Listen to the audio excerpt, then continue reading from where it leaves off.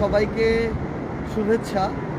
আমরা গতকালকে আরেকটা আমাদের 25 সালের 5ই অগাস্ট এসেছে, আজকে 6ই অগাস্ট।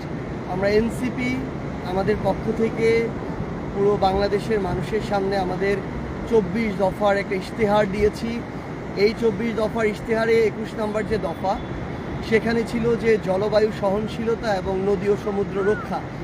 বাংলাদেশের আমাদের যে সমুদ্র সীমা, এই সমুদ্র সীমা কিন্তু এখন আমাদের যে ল্যান্ডের যে সীমা এর কাছাকাছি প্রায় সমপরিমাণ। সো আমাদের একটা বিশাল অপার সম্ভাবনার জায়গা হচ্ছে আমাদের এই সমুদ্র।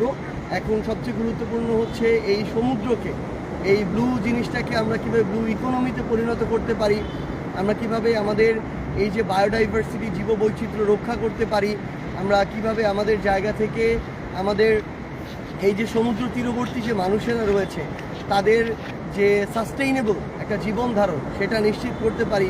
কিংবা আমাদের খুব স্বাভাবিকভাবেই আমরা দেখছি যে গ্লোবাল ওয়ার্মিংয়ের কারণে সমুদ্রপৃষ্ঠের যে উচ্চতা সেটা বৃদ্ধি পাচ্ছে, পৃথিবীর তাপমাত্রা বৃদ্ধি পাচ্ছে। তো এর ফলে কিন্তু আমাদের সমুদ্র উপকূলীয় বিশাল একটা জনগোষ্ঠী অদূর ভবিষ্যতে, আমরা যেটা প্রত্যাশা করি না তেমনটি হতে পারে যে সেই আমাদের ভূমিগুলো কিংবা বসতবাড়িগুলো সমুদ্র গর্ভে চলে যেতে পারে। তো সেই জায়গায় আমাদের প্রয়োজনীয় ব্যবস্থা নেওয়া এবং আমাদের এ সকল জায়গা থেকে সরকারের কিছু গুরুত্বপূর্ণ দায়িত্ব রয়েছে। যেমন এই যে পূর্বাভাসগুলো দেয়া হয়, এগুলো যেন অন্তত একটা নির্ধারিত সময়ের পূর্বে দেয়া হয়, যেন এর ফলে মানুষের যে ক্ষয়ক্ষতি হওয়া এটা যেন কমে আসে।